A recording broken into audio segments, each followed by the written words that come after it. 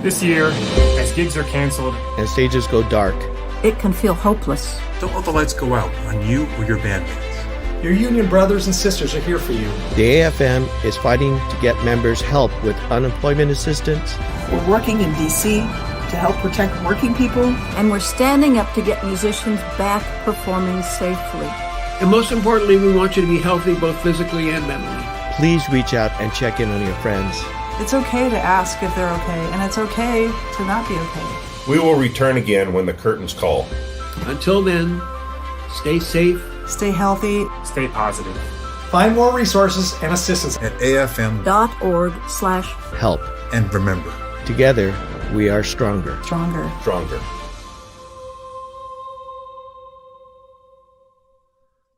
Good afternoon, good evening, good morning, whenever and wherever you're watching us.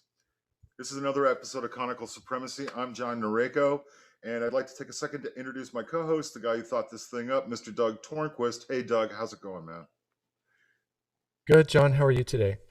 I'm a little sore. We were talking about this prior to the show, but I got the one and done vaccine yesterday, and I woke up with my joints kind of feeling really stiff. And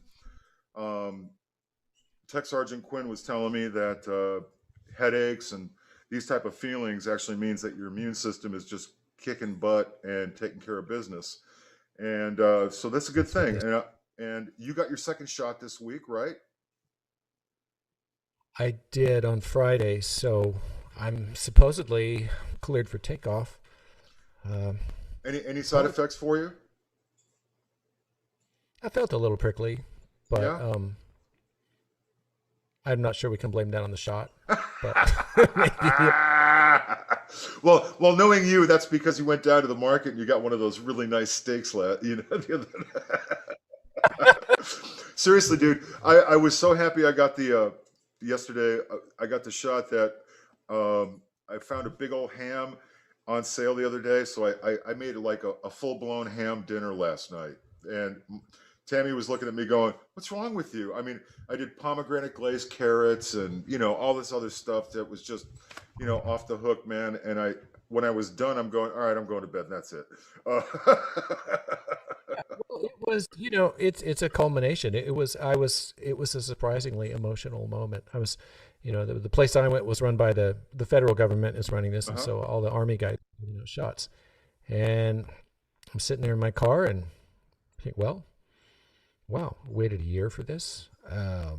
This vaccine is here in an unprecedented, speedy time, and they're getting the whole country inoculated, and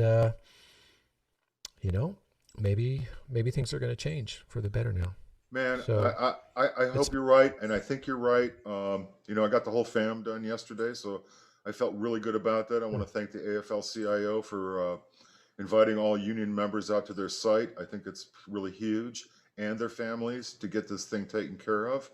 Also, I wanted to ask you, how was work this week? Have any fun?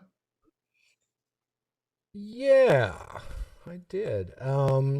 It was nice. I got to go out, I think, a couple of times, and it was good. They're only brass sessions right now, so it's really a treat to play with these big brass sessions. Really get to hear.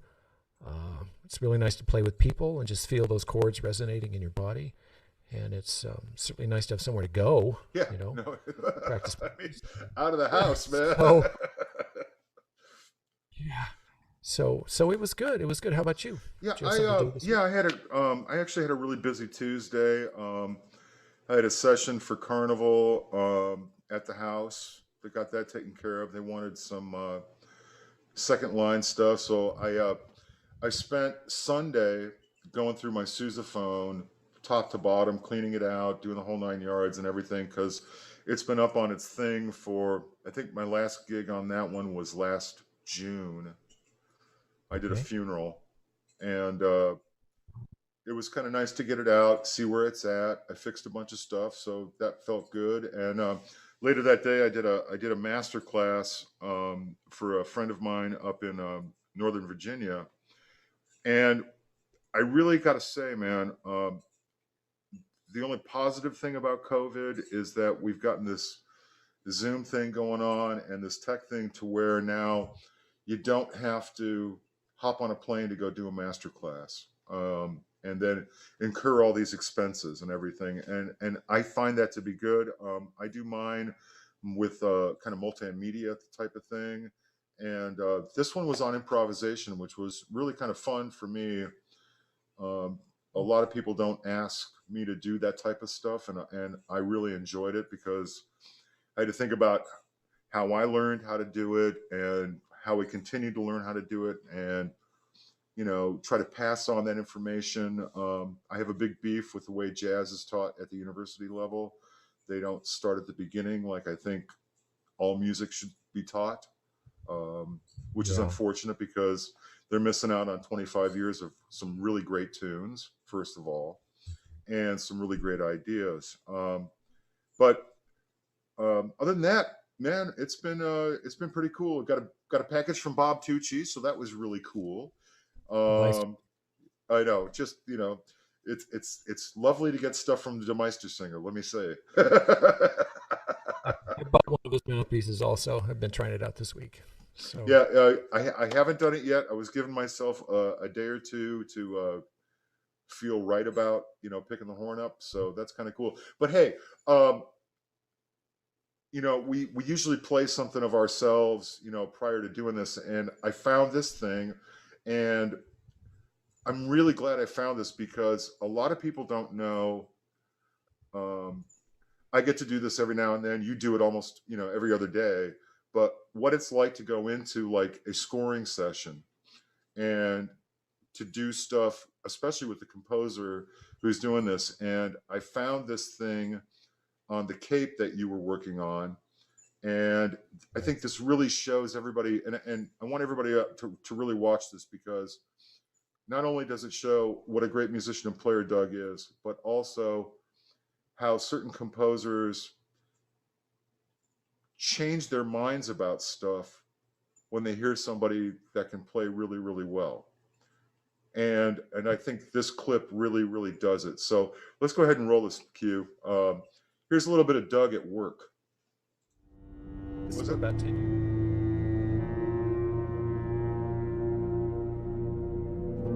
In this week's episode of The Cape, Vince is going up against a couple of really entertaining oddball villains. Their names are Goggles and Hicks, and they're a pair of assassins who specialize in killing people in really exotic ways. I really enjoyed the performances that these actors gave, and I knew that I wanted to write them music that reflected that they're unusual. They're not the kind of typical villains that one would expect even in a superhero show. And so the solo instrument that I wrote for was the tuba. The tuba player we got on this show is actually the tuba player I've worked with on everything I've ever done. His name is Doug Tornquist, and he's just got a fabulous, beautiful sound. Most of the time, you don't get to appreciate how great he sounds because, at least in my music, he's buried underneath the trombones and the French horns and the trumpets and the upper strings. So I wanted to rectify this. For this episode, I really wanted to feature Doug and bring him to the forefront. So in all of the scenes with Goggles, you're going to hear this very dark, menacing, but kind of beautiful melodic sound. And it's the tuba. I got together with Doug early and asked him questions about how the instrument works. Where does it sound in its register? Where does it sound more symphonic? Where does it sound more melodic? And what are the main differences in sound between these three? Okay, this is the C tuba. This is the one I normally use for all your orchestral things. Uh-huh. And it's a bigger sound, and I would use it probably. I mean, you could play all of this stuff, but this is better for the lower range. I mean, if you're going to write low notes below the staff, and things. And how is it as agile as the other one? Is it? Yeah, it is.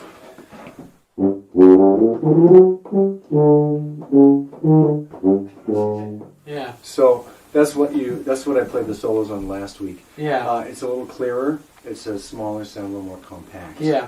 The tuba was a much more expressive instrument than I ever realized, and one of the things that I discovered was that he could take a passage that I had written and play it in a lot of different ways. He could bring a lot of different moods to it, and in the beginning, it started off very simply, and I found as the session went on, I started encouraging him more and more to let loose. Let's remove those passing tones, the chromatic passing tones in 18, and make it just in general longer, and just think kind of more ominous and spooky.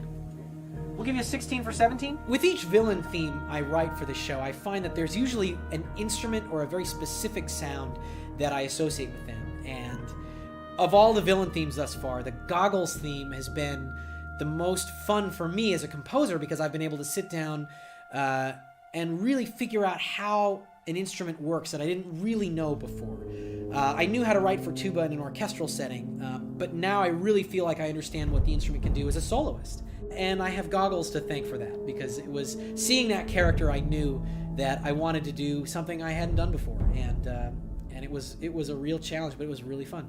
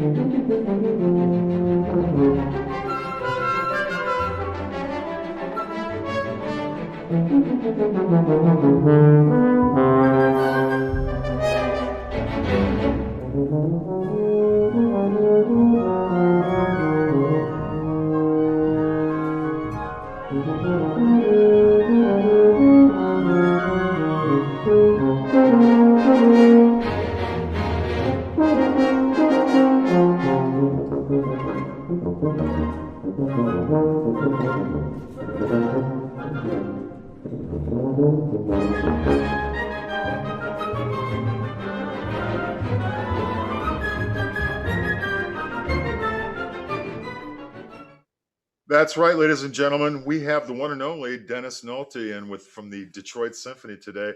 Hey, man, thanks for taking a couple out and joining us here today. Really appreciate it. Oh, my absolute pleasure, guys. It's great seeing you. And stop playing so friggin' well, huh? You know, every day I try a little bit harder, it seems. Back at you, bro. I mean, that recording is just lovely to listen to, man. Oh, thanks. You know, it's really funny. It's scary up there. Yeah, it's not supposed to be easy, man. Yeah, but I'm a total mouth breather, back of the band kind of guy. And I remember getting up there and, for the rehearsal, and, there's an ungodly amount of string instruments around and, string players and soloists and the music director. Humbling. It was a humbling moment. It does not feel right to be in the front of the orchestra, does it? No. It's super weird. It's super weird. But super fun. And that's such a great concerto. And I encourage everybody to play Chester's version. There's all this. I agree. And articulation in the end. And it's brutal. We may be a generation out of the tuba player that can absolutely nail that. But hopefully we'll get there.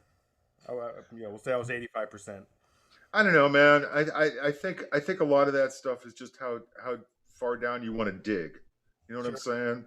You dig that hole and you go in, and there's a solution there. And it sounds like you found it. I mean, to be honest with you, we're gonna play a little bit more of that concerto later on, and you sound just lovely. I mean, your tone is beautiful. You got this. You're singing all the time, man. It's like I said. Seriously, dude. It's easy to listen to, man. I mean, and you stick the living crap out of it too. So a little jealous. Well, honestly, that's it's I have this weird love-hate relationship with tuba solos, and what you said, that I can't tell you how much that has made this whole year. It's made my career as a tuba player. It's always trying to find that song. It's trying to take something like the John Williams concerto in any way possible. With John's music, it's a little easier, and I know I'm talking to like these studio guys, but for us folks in the sort of more straight ahead nerdy orchestra world, his tuba solos and all his movie music are great to play. They're well written. E.T. is one of my favorite sort of suites, and even the expanded suite that I've done a few times with John is amazing. Yeah. He wrote some serious crap. Hook is another one that's got just some great tuba stuff in it. Big devotee of that kind of stuff. And Doug, you were lucky enough to play on the Star Wars films. I mean, that's just a beautiful thing, just sitting there in the orchestra with the guy up front and whatnot. I mean, it would be so intimidating for me. Yeah, I think Dennis would agree. He's such a generous man, and first and foremost, he is a musician, and so you feel that connection with him, and he wants the best out of the orchestra. And I was going to say, my experience with him, I mean, I think The Big Friendly Giant was one of his best scores. It's really worth looking for. The film didn't do too well, but it's a really interesting film. The score is phenomenal. And The Post, I remember we did that film, and I was just impressed. That's a great score, man. He writes the most interesting bass lines. especially the tuba is doing all kinds of unconventional things, and it's just the right thing at the right moment. What a musical vocabulary. Doug, do you think that's because he's also a jazz pianist as well, and he's able to think outside, this whole thing and be aware of what a rhythm section does and how Catch Me If You Can is a great example of that fusion between, saxophone solo with orchestra and with rhythm section, that whole thing. It's just, I think that's part of it, in my opinion. Yeah. Well, let's just say the man. Dennis, go ahead. Oh, I didn't mean to interrupt. I'm still so awkward. Quinn, if you need to just mute me if I keep stepping on toes. A little bumpkin from the Midwest. You gotta, it's all new for me. At Eastman, I was super lucky. John came through town to conduct the Eastman Orchestra. I think he was doing this little nationwide tour of sort of conducting younger folks. But out of nowhere, he decided to bring the Reavers. And that has this beautiful, long, extended solo. It's really fast. You're playing with the oboe player quite a bit. And that really opened my eyes to kind of how savvy he is. And you made a great point, John, about that jazz influence, because there's certainly inflections in the Reaver and even stuff like Jabba the Hutt. It's not, I don't think you get to Jabba the Hutt from, Holst or from Mozart or from Haydn or maybe in some way, but it's great. Always fun. You bring up Eastman, but you sent us some pictures, and let's go ahead and pull the first one up. Let's look at the young Dennis here. So, high school? High school? I believe high school. See what this industry does to you kids. See what happens. I'm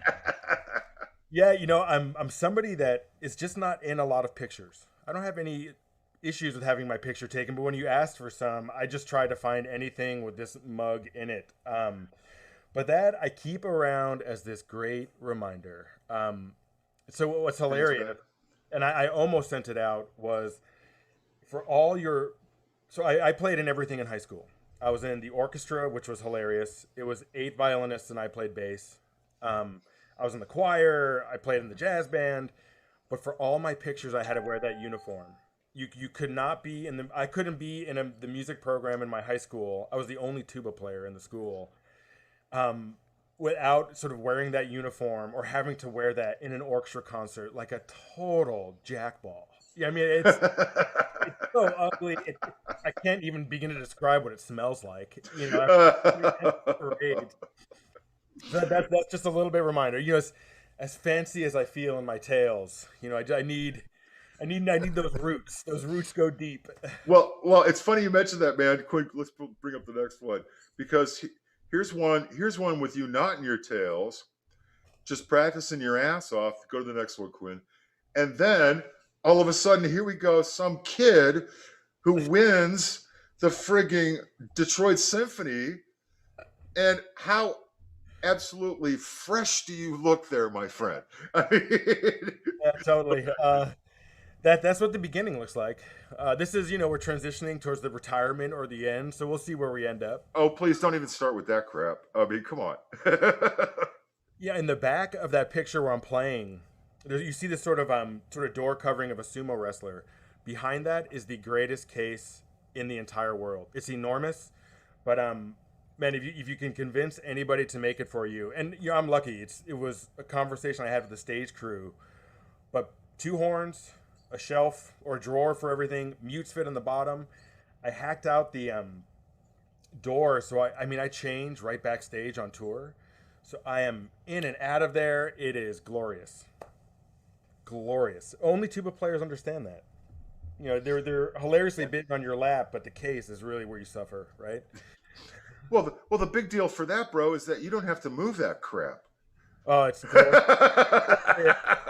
glorious. If you're like me and Doug, man, all right, how many horns is it? Okay, cool. And we both got German cars, so we'll know we'll make it. And the interiors are big, so like I bought my car just when the sousaphone is taken apart. It fits with about 2 inches of clearance right in the trunk. Then that's all you need. I can get my C in the back seat and then my F in the front seat. So I'm golden. Yeah. And Doug, you were talking about this the other day when you were at a session and you brought a couple of horns and you had to call home and go, you know what? I need my mirrophone. I had to have 3 delivered. No, I had 2 at work, and then they wanted a specific sound, so I called home. I said, okay, bring me 3 more, so I still ridiculous. Doug came through Oberlin and did this fantastic class, and everybody says hello. They absolutely loved it and still talk about it often. But for some of the new folks, in a studio class, I did quite a bit of freelancing, and as everybody, you lie through your teeth until you get a job or a gig, and then you go home and try to figure out what a polka is or what. So we're sort of talking about life outside, either as a musician or outside of the weird, very, very myopic path of playing in an orchestra or a large ensemble. And I mention you all the time. I said, the studio thing seems great, right? For us in February in the Midwest, you picture palm trees and going to work with your Hawaiian shirt and you share an espresso with a John Williams and you play awesome solos. And I remember you showed this picture of this cart, like filled as tall as you are with instruments. And I say, this is the reality of that. Not only do you need everything, the artistry to do the job, but just the sheer protein-based diet to schlep your instruments into the studio. No shit, man. No it's really shit. Impressive, Doug. That has stuck with me forever. Anytime I'm a little salty about going to work, I just say, I got 2 lockers. I don't have to take this home if I don't want to. Hey man, when I'm at Disney, I'm like you. I have lockers there to hold the horns up and everything else like that, and it's so nice. But if I got a gig, I got to call a shuttle. I got to arrange this. I got all this, after the fact. And usually that's me, like, a couple nights a week. And it's like, all right, which one am I taking? Oh, I don't need that one. I got to take this one, blah, blah, blah. Oh, I left the other one at home. Shit. That type of thing going on. Because it's like, for me, I take care of the first job, then I move on to the next one, right? And it's like, okay, well, I'm good for this one, so I'm cool now, blah, blah, blah, blah, blah. But, I have nothing but reverence for my dear co-host, because not only is he living in Hollywood, but getting to the studio can be just an absolute terror. And then having to go back and do it. Well, it's going to be, it's a 2-hour turnaround. I mean, you're so lucky to have somebody there to support you, Doug, man. That'll just jump in the car and go, here you go. It's just awesome, man. So let's see some more pictures of Dennis's life. Oh yeah, sorry, we're getting off on a tangent. Thank you, Doug. That's all right. I do not mind. So this is the section, man. That is not. That is so one of the coolest things. And it was just something I thought about. That one of the greatest things, and this is a perfect example about it. And what I love about music is meeting people. I come from a really small town in upstate New York, and I've met insane people. Had developed relationships with like bonkers people, and I'm not just talking about celebrity, but sort of anyone. This is the section in New York, and it's I freelanced a lot before Detroit, and I consider myself a little bit of sort of like the national garbage man. If there's like a last call, it's always like, well, shit, Nulty can probably do it. Give him a call. So that was a blast. That was super fun. My family is originally from Brooklyn, so it's for my folks, Carnegie Hall, anything New York Philharmonic is huge. These are another great group of homies. That's right down the road from you guys, more or less, or up the road, I should say, in San Francisco. And part of my garbage man industry was, I swear, I had like cornered every second tuba Berlioz gig in the country at one point. That's awesome, dude. 2 or 3 years, it was the next one. San Francisco, next one.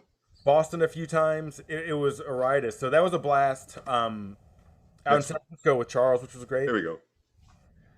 That was Shostakovich in Cleveland. And you guys are doing the Berlioz there? That was Shostakovich, but right before that was Berlioz in Pittsburgh. But that one was Berlioz in Pittsburgh? Yeah, that's what I figured. Skip over to the next one, Quinn. And then this one looks as where? That's Detroit. So that's Joe Lefevre, the tuba player down in KC now, and he was at Michigan State. Let's come back. And Phil has this crazy great studio. He's doing a lot of great things there, and Joe would sort of come down for lessons, and he's a monster player. But I remember talking to him for that gig. I was very lucky in my time in Boston when I was sort of really chomping at the bit in auditions, was that I practiced in orchestra or symphony hall stage quite a bit. It was all to the compliments of Mike Roylance, the tuba player there, a great buddy of mine, still is, and John Demick, the stage manager. I worked a little bit of stage crew for Symphony Hall when I was in Boston. It's a non-union hall, so I was mostly a gopher. I could do stage extensions and chorus risers. And the benefit of that was the security guards knew that I should be around a little bit. They knew that I worked there, but nobody, I didn't have a badge, but they would always sort of buzz me through. But I spent hours out there practicing, so I called, that was a symphony, or not Symphony Fantastique, Rite of Spring. And I called Joe, I said, listen, man, I know you're heading to KC in a couple weeks. I don't care what you do on stage, but you should really come through because you have access to Orchestra Hall. We have a great hall in Detroit. It's pretty special. I said, listen, man, I don't care what happens. Don't worry about it. If, I take the high G's in my part, there's nothing you have to worry about, but use it for the hall space. So it was a blast. It certainly kind of got those creative juices of an audition in me, kind of going through the process with him. And he had the benefit of, getting into a big space. And for us, that's huge. You don't understand what it's like to play in a hall unless you play in a hall. So, if you were to sit there and tell students, in my opinion, I think that's the best way to practice excerpts is in the hall. Yeah. Because you really, Doug, would you agree with that? Yeah, I think it's really important to play in a small room, though, from time to time because, just personal experience. I had a big room in my house, and I was pretty happy with the way I sounded. Then I moved over to the other side, which had a very low ceiling. All of a sudden, I was not so happy because I was hearing all these things, that I was not hearing in the big space. So I think a balance is important. But exactly, the audition will be in a big hall. You have to have that feeling of what it feels like to fill the room and what the articulations are going to be like in the big room. Yeah. You both of you guys bring up this interesting point, and I've been thinking about this because at home I've got a lot of space, 20-foot ceilings and stuff like that. But when you get on stage, that thing where all of a sudden you ask yourself, am I playing too loud? What is forte, right? And I'm filling up. This last year I've been playing in my house a lot. Luckily I've been over at Doug's place, and we've actually talked about this too at your place, Doug, where what is really forte here, because it's a sliding scale regardless of where you go, right? Forte in a club for me is like probably mezzo forte in a hall. You know what I'm saying? So you got to dial shit back. You got to do all this kind of stuff. But when you're practicing this stuff, I was with a student the other day going, well, you need to be able to sit here and go from here to here. And that's forte. Because there's a sliding scale. And the other thing too is, what are the trombones going to be doing? Are they playing louder? Because you're going to have to match whatever the hell that's going on, right? Or, is the percussion section just kicking ass and you got to sit there and get up and over that? What's that deal with that? And you guys get to do this more than I do. Do you find yourself like having to figure out, okay, the program's this tonight and my forte is going to be here? Is that kind of what it goes on, or am I off base on that? Doug? I was going to say Dennis. Well, don't let my year-long quarantine look will give you any sense that I have my shit put together in any real way. Yeah, okay. I think primarily there's situations. You have some idea of. For me, I think I frame that more around sound-based concepts. Okay. Dynamics, for us, or at least for me, I should say, on stage with almost any orchestra, most orchestras, there's, the tuba shouldn't really be cutting through all the time. At best you may get a few moments, and there's a little bit of balance, and that speaks to a beauty of playing in the same spot. I'm essentially in the same spot every day, every week. I'm certainly in the same hall, playing with the same orchestra. So you get a sense of where things are that become a little organic. Where I go down the big rabbit hole is sound. If it is Berlioz, like that, it's such a different sound compared to maybe pictures at an exhibition. Yeah. Both high, right? Both F tuba things and high, but in that range you can like decimate ensembles. The sound cuts so much, so it's mostly about whittling things down. Sometimes conductors want things loud. Everybody tells me I play loud, and I don't think I do.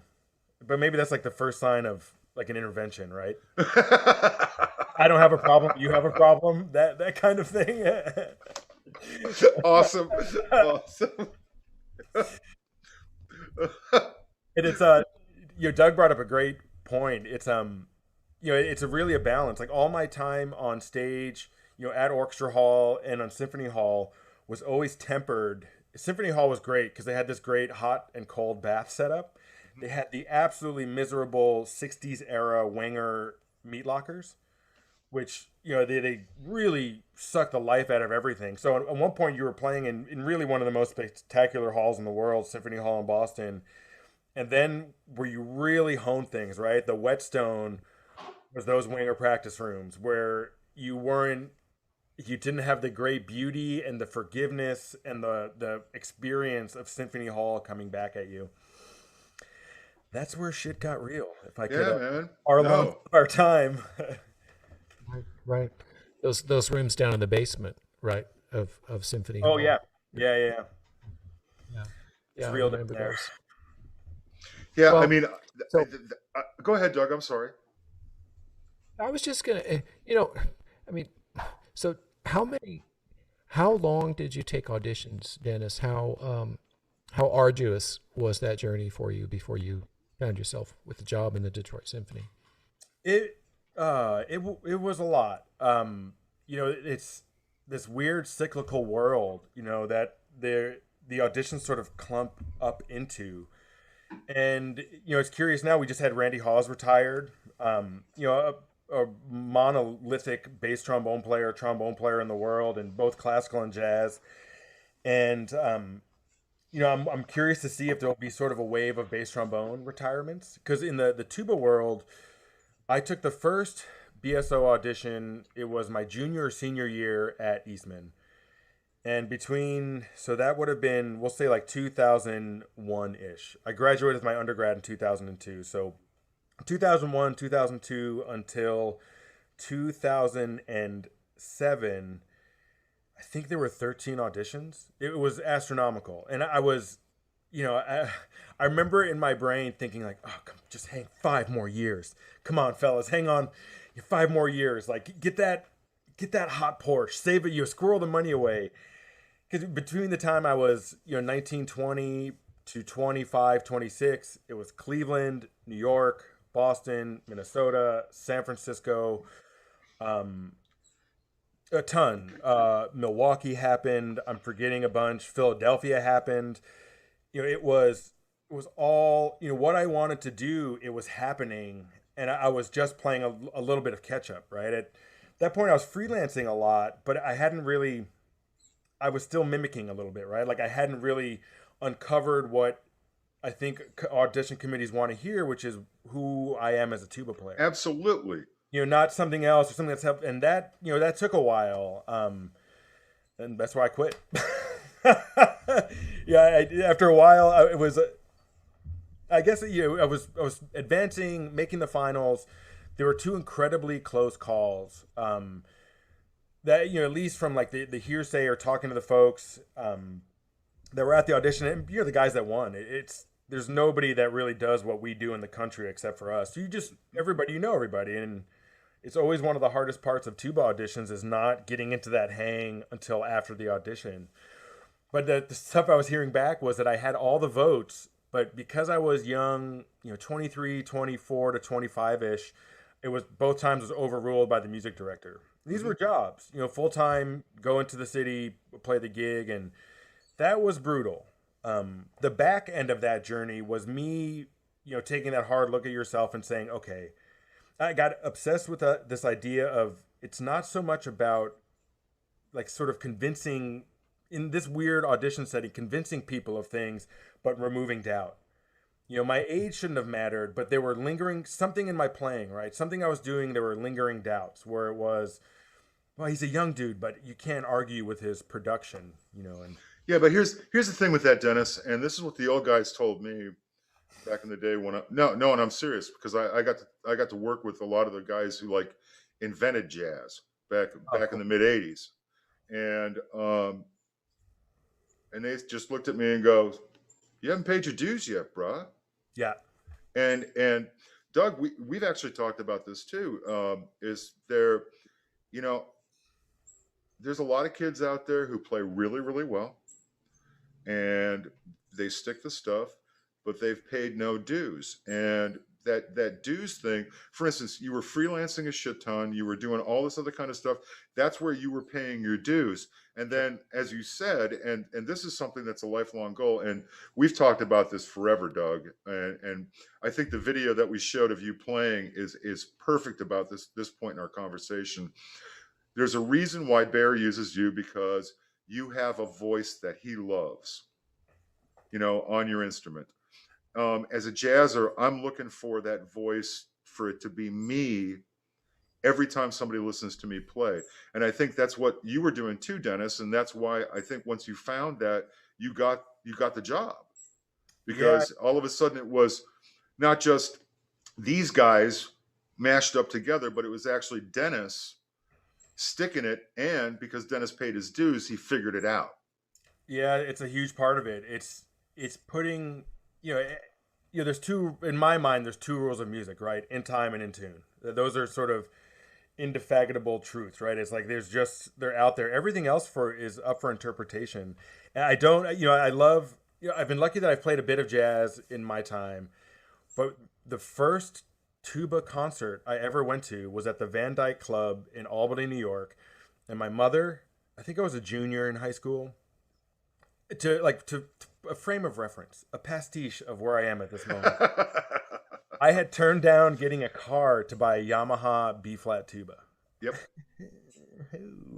So that's where my headspace was. And she said, "Oh, there's like a jazz tuba player coming to the Van Dyke. Do you want to go?" And I was like, "Absolutely." Like I said, for 2 years, I was the only tuba player in my high school band.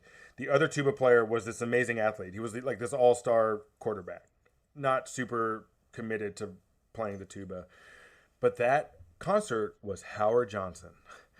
And I was in the front row, had no idea who he was, had never been to a jazz trio concert before.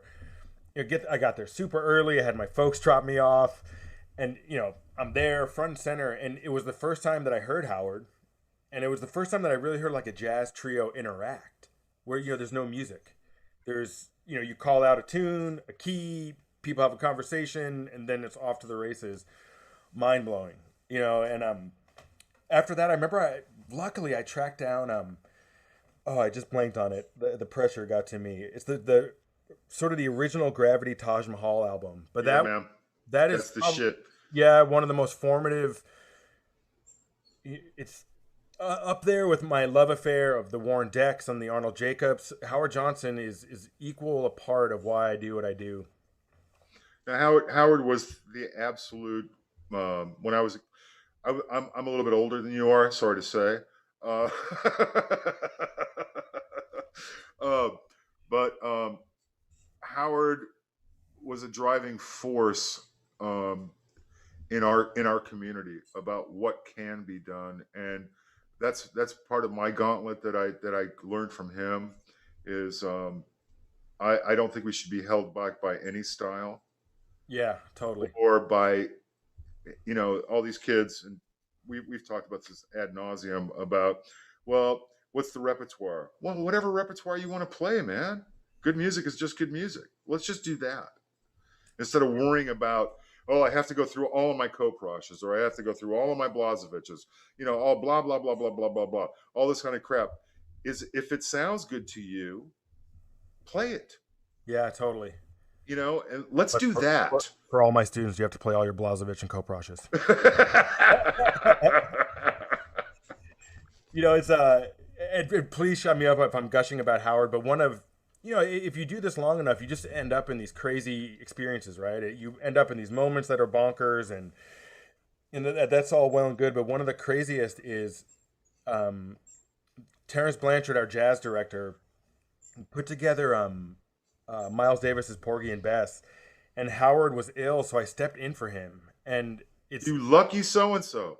Yeah, it was a trip, but I remember standing up, and it was Danilo Perez on piano, Peter Erskine was playing drums, Christian McBride was playing bass, Wayne Bargeron was there, Jim Pugh was playing. I just got goosebumps thinking about it. I remember, and it was great. It was great for a lot of reasons, but I remember getting up and standing up and thinking, it was that moment of panic where you just completely wash it aside. I just remember it was, take the water in your lungs, man. Enjoy it as much as you can. Try not to remember this amazing artistry that's happening around you. And, you know, if it all goes south, play a high G. Nobody thinks a tuba player can do it. Just, you know, pinch it out. But it's a trip, man. I've been sort of checking out your stuff on your YouTube channel, and it's phenomenal. It's been great to listen to. Oh, thanks, man. Tuba players play everything, you know. Yeah. Well, you know, speaking of playing everything, Doug, I want to play the second movement of the John Williams because you just really stick this. Doug,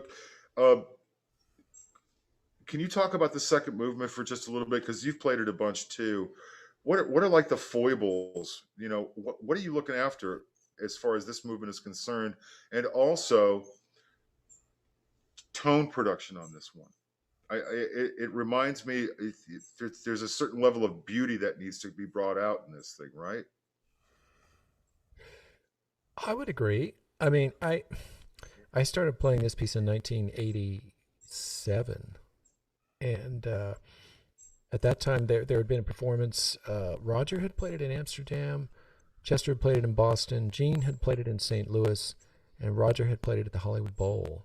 And I had a cassette tape. On one side was Roger's performance, on the back side was Gene's, and it was not published. I learned it from manuscript, and I still think this piece, you know how the best concertos, like the Mozart Clarinet Concerto or the Beethoven, the Emperor Concerto, it brings out the soul of the instrument. The Haydn Trumpet Concerto, you know, those pieces just have something that other concertos don't have.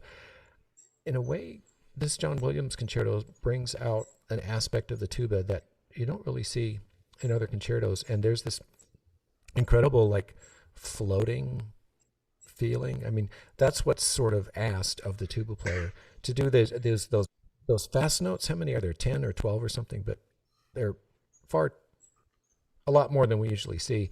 And to get all those notes to happen in time and to hear every note. And then there's a kind of a largeness to the architecture of this piece. You really have to have the structure of it in mind to keep it going. And then I can remember at least one performance where endurance is an issue because it's really at the top of the staff, and that dramatic moment at the end when the orchestra drops out and it's just you. I have not heard your performance of this, Dennis. I'm really excited to hear it. Yeah, well, I have, and shame on you for being so good. So, we can just say it's all those things Doug mentioned and move on. Hey, no. I think, dude, this is some serious tuba playing, and in fact, it's one of my favorite versions of this thing right now. And I got to hand it to you, Dennis. You just play the crap out of it. Beautiful to listen to. Hey, Q, let's bring up that second movement right now. Here's a little second movement of the John Williams Concerto.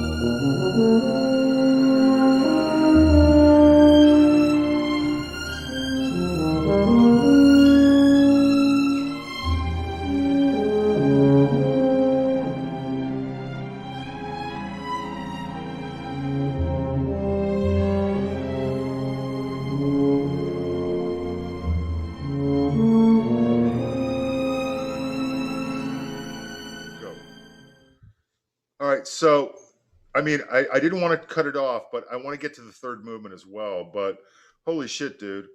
I mean, I talk about to my students, and we've talked about this a lot. But your approach on this movement, singing wise, is just absolutely beautiful.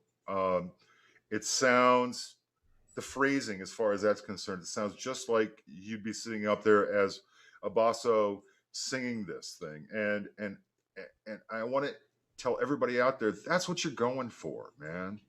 Is this beautiful thing, because it can be ultra beautiful. I think it's also just a credit to John's writing. It's in some ways, I haven't listened to this in a long time. But for me, it's always hard to go back and listen to things. This was recorded live, scary stuff, and I'm still I'm getting nervous listening to it. Like those palpitations of being in front of the orchestra. But John. There's somewhere he like dipped his toes into this pool of sort of like intimacy on a very large scale, of taking this tuba concerto, this huge orchestra, and somehow making that intimate. And I'm so glad you sort of picked this. I'm too sheepish. I'm not to sort of like bring it's I don't know. I don't want to be the guy wearing the band T-shirt to like the band concert, Yeah. But I'm glad you brought it up, because it's so great to hear it almost for the first time as a whole. So I guess my big question with this one, and then I'm going to turn this over to Doug for the third movement. But when you go back, when I go back and listen to stuff that's been recorded, blah blah blah blah blah, it's the coulda, woulda, shouldas that always kind of stick in my head. Ah, man, I should have did this, I should have did that. When you listen to this recording of this piece, I'm not hearing any coulda, woulda, shouldas in here. I mean, do you have a couple? It's something I try, and you guys understand this in your own way somehow. For me, what I'm talking about is that unattainable thing that you're striving for, right? This might not be the forum for that conversation, but there's still reasons why you guys are working so much and sought after. For me, it's this unattainable sound, performance, whatever that may be, that carrot at the end of a stick that I'm always going for. So it's not only about sort of technical perfection, which is one aspect, but it's about that communication, right? Is that coming across? Like whatever happened, that's not what I meant to say. I understand that you may understand it, but it's, I wish I had chosen a different. It's never perfect. I'm a worrier. Yeah, no, but here's the thing. I think you bring up the absolute perfect thing with this, man, and that's one of the reasons why I got into music in the first place. Was one, I love it. I mean, I'm truly am in love with music, but I will never know and never be able to play everything that I want to know and play. Sure. You know what I mean? That gets me up every day where going, no, this can be better. This can be better. I can know more about why this works. I can know more about this and blah, blah, blah. And that's one thing music has taught me, is never to be sedentary when it comes to that. There's other people out there. I'm totally cool with that if that's what you want to do. But for me, I got something to learn every single day. And I'm never, me, I treat my body like an amusement park. So what? I got about another 10 or 15 years left. But I love that. I can't wait to learn more as far as that's concerned. And when I get to play with people like Doug and my peers, and especially when I get my ass kicked in the rhythm section, that's like the greatest day, because then at the end of the gig on my drive home, should have done that, should have done this, should have done that. So tomorrow, guess what's happening? We're going to do this, we're going to do that, we're going to do this. And, and that's just all there is to it, because once again, you never love you hate getting burned, first of all. And in your situation, but Doug and I have been in this before, the last thing you want to do is be stepping on stuff in front of 2,000 people. Yeah. Especially when you're out front. And, luckily in the studio, all right, let's take another take. And even at that bothers me, because it's like, no, that's not why I'm there. I'm there to get it right the first time. And then the next times is whatever you want. Yeah. You know what I'm saying, man? And I know, Doug, you feel the same way, because you show up, you stick it. All right, what do you want after this? And that's the way it is. Indeed. But credit where credit's due. Dennis, you said that was a live performance? It was recorded live, man. Yeah. Truly horrifying. I would do it. I'm chomping at the bit to do it again. And, I'm already trying to turn the screws on Yoder, our new music director. But that, I was still relatively new in the orchestra. That was year 4, maybe, year 5. And I think we might be one short, but we were recording, or in the process of recording, all the John Williams concerti. And Carl, who recorded his concerti, he's like a multiple international, our principal horn player, Carl Pittick, multiple international solo competition winner.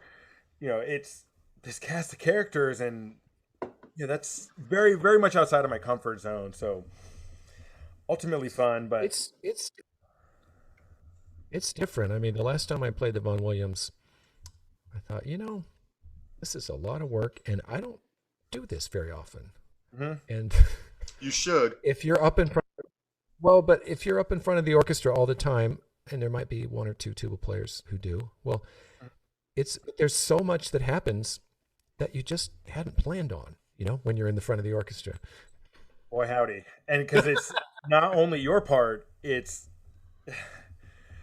Yeah, I mean, there's a music director who has opinions about things, and this is one of my biggest takeaways, and I leaned on Carl a lot, because he's soloed with a ton of people around, and I just that moment of kind of sticking to your guns, because you live with this thing in a bubble, and then like all performances are all collaborative experiences, it becomes collaborative.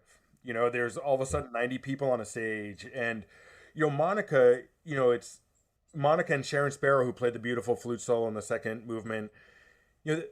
I want that to be real, right? I don't want me coming in to sound like, flute solo's done, now tuba solo. You know, like a bad edit. You know, in Pro. Right. So this thing.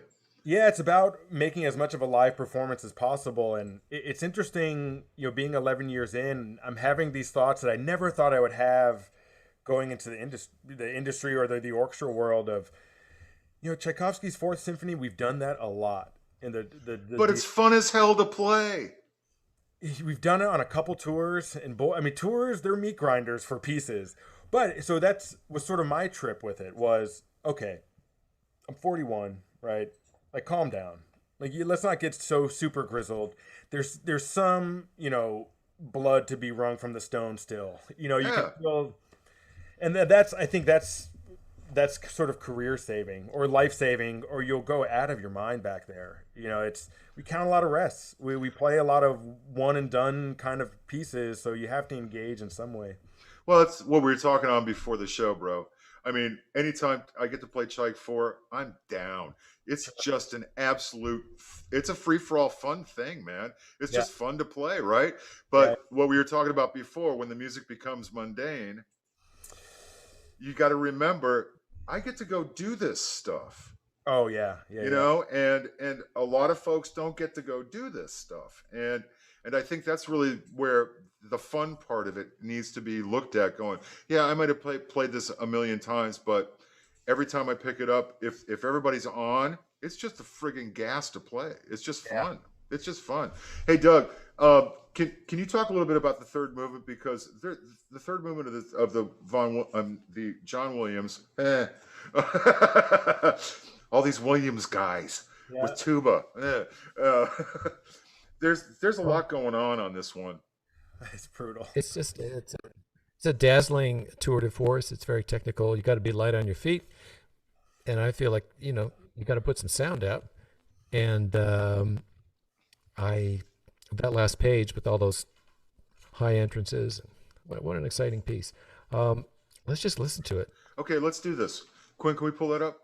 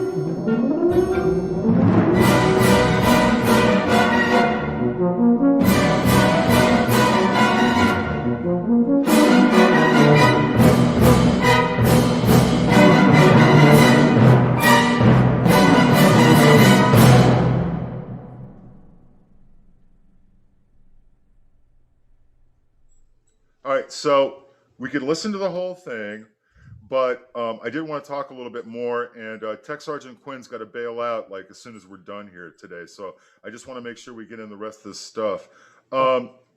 You've been able to hang out with a couple of people. Quinn, can we pull up those Mr. Spielberg picture? So he's. So I got to know. Okay, so there's those. So this one. So there's a young Dennis hanging out with the man. What's that all about? So it was John Williams came through town to do a movie night, and Stephen narrated. And I think this is about 4 months after my niece was born. So just sort of the folks coming through, you can just barely see it, but the piece of paper says, "Hi, Alan," which is my niece. But it was a weird moment. Ben Folds came through. There was just a lot of folks coming through. So I had anybody that sort of came through. I was like, hey, my sister would be geeked. My niece will love this. You just mind if we take this quick picture? And Stephen was a total sweetheart. He was so nice, and it was great. It was wild. You don't often meet Steven Spielberg. Put up the next one. So this guy, what the hell? So first of all, you've got no hair. No hair. That's pre-audition, Dennis. Oh, it is. That is. So one of the craziest gigs that I've ever done is a DVD album called Chris Body Live in Boston. Okay. And the cast of characters was bonkers. I actually hung out with Yo-Yo Ma a lot during that sort of experience. He was there, and Sting, and it was amazing.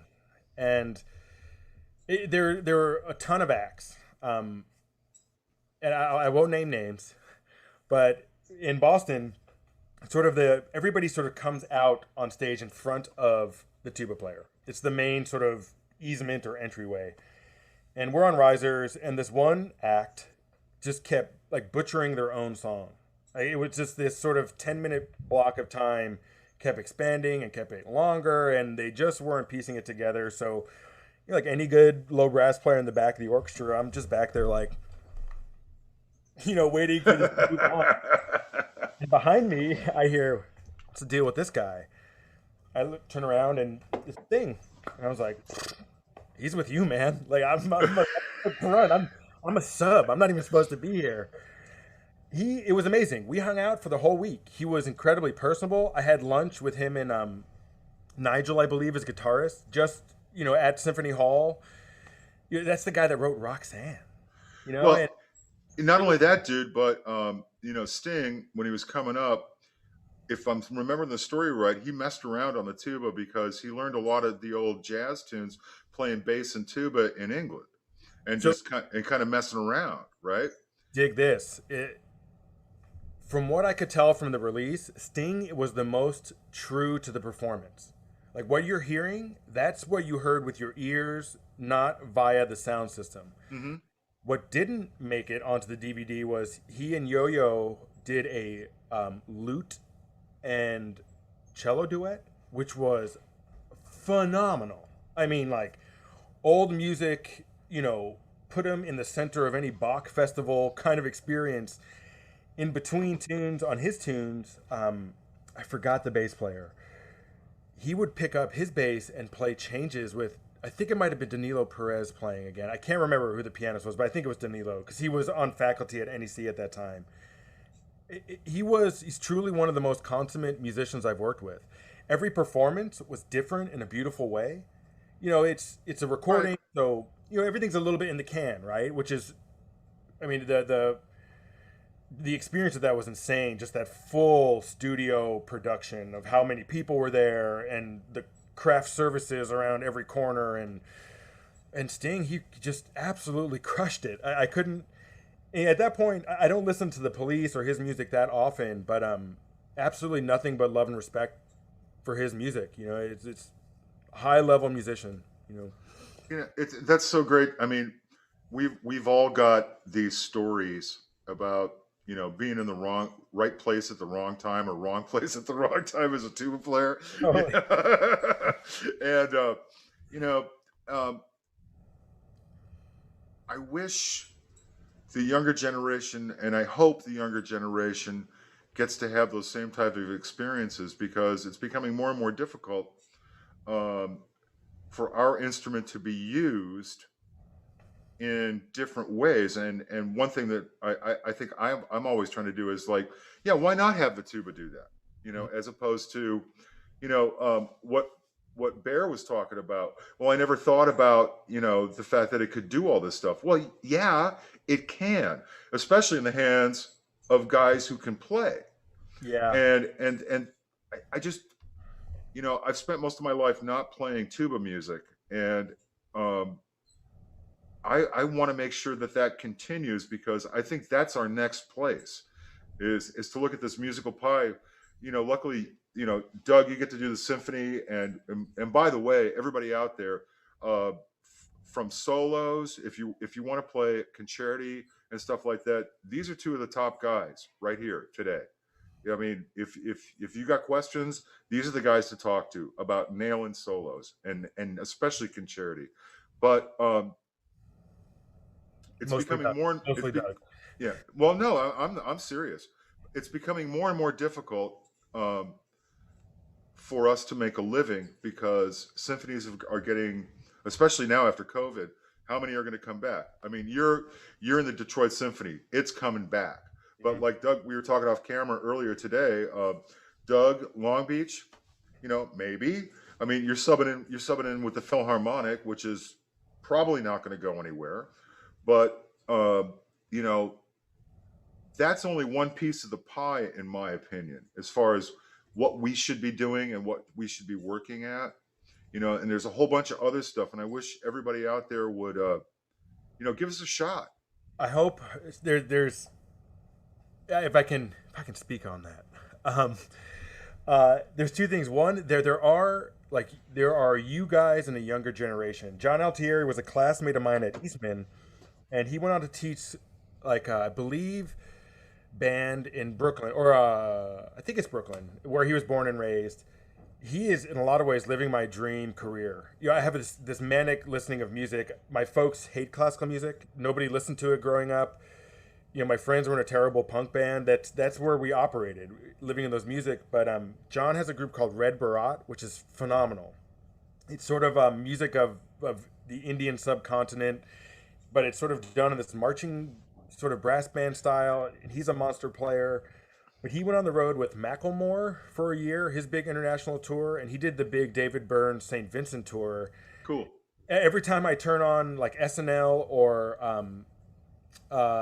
like Jimmy Fallon, I don't really watch late night shows like that often, but one of the main reasons I do is that he's playing there.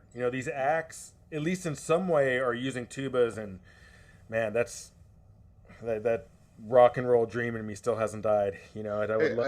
I don't think it's died in any of us. And I hate to say this, but we kind of run out of time, because Quinn's got someplace to be. He's got to take his he's got to take his girlfriend to go get vaccinated. So which I'm down for. But Doug, can you finish us up today with Dennis, please? Dennis, thank you. it's great to catch up with you, and I'm just reminded of what a thinker you are.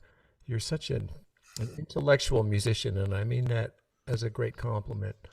Thank you. It's great to hear you play, and it's great to hang out with you and get your perspective on things, and to see how you're, handling this very strange world we're in. And I have found this hour with you to be extremely inspirational. So thank you for that. Likewise, I can't, hanging with giants like you guys, it's still a trip for me. And to get, just the love back. And I think it's a great thing about being a tuba player as a community, and it means the absolute world to me. I'm still a scrub. I listen to you guys play, and it's, that carrot I was talking about, it's still that. It's, listen to movies, I'm like, oh man, like that's awesome. Like how can I do that? Like how can I cheese a Doug Tornquist event, on stage in Orchestra Hall? It means the world, really. Honored to be here. Hey, man, Dennis, back at you, man. I mean, how can we be Doug? I mean, I'm down.